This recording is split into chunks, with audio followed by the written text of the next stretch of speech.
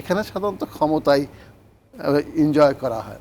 তা ফলশ্রুতিতে আমি এটা দেখব যে এখানে প্রকৃতপক্ষে যে তারা সাকসেসফুল হবে না, তার আরেকটি উদাহরণ আমি দিয়ে দিই।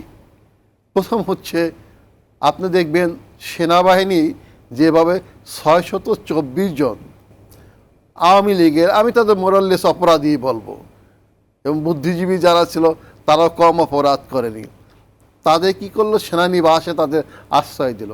ওকে, ভালো কাজ করেছে, কিন্তু আশ্রয় বা দিলেন কেন?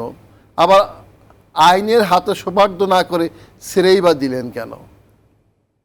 আবার দেখেন আপনি, ছেড়ে যাতে দিয়েছে তাদের মধ্যে সবচেয়ে যিনি হুকুমের আসামিতে এখানে আপনি দুজনকেই ধরবেন, হয় পতিত সরকারের প্রধানমন্ত্রী, অথবা আমরা কাকে ধরব, ওবায়দুল কাদের সাহেবকে ধরব, যিনি ওপেনলি বলেছেন যে এই আন্দোলন দমন করার জন্য আমার ছাত্রলীগই যথেষ্ট। হ্যাঁ, দমন করার জন্য তিনি বলেছেন, তিনি তো হুকুম দিয়েছেন। তো এই হুকুমের আসামিটি কীভাবে পালিয়ে গেল, হঠাৎ কিভাবে পালিয়ে গেল, এটাই দেখবেন। আইন উপদেষ্টা আজকে বলেছেন যে এই ওবায়দুল কাদেরের চলে যাওয়াটাকে ব্যর্থতা হিসেবে দেখেছেন। ওই পরবর্তী পর্যায়ে 1 বছর পরে আমরা দেখব আমরা পারতেছি না, এটা ব্যর্থতা হিসাবে বলা তো সহজ কথা। তার কারণ আপনি শুধু ওবায়দুল কাদের কেন দেখবেন, আমরা হাসান মাহমুদ সাহেবকে দেখি এবং পলক সাহেবকে একই সাথে ধরেছে, একজন জেলখানায় আর একজন সুইডেনে চলে গিয়েছে। অর্থাৎ কি ব্যবস্থা এখানে।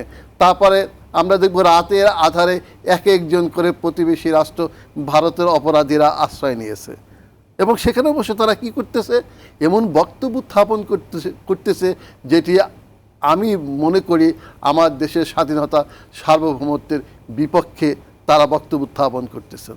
ফলশ্রুতিতে কোনো একটি অ্যাকশন তো নিতে পারতেছে না এই সরকার, এবং এই সরকারের মধ্যে আমি দেখব অধ্যাপক ডক্টর ইউনূস সাহেব এবং আর দু চারজন ব্যতীত আমি দেখব তো এরা প্রকৃতপক্ষে দেশ পরিচালনা করার অভিজ্ঞতায় নাই, অনেকের অভিজ্ঞতা নেই।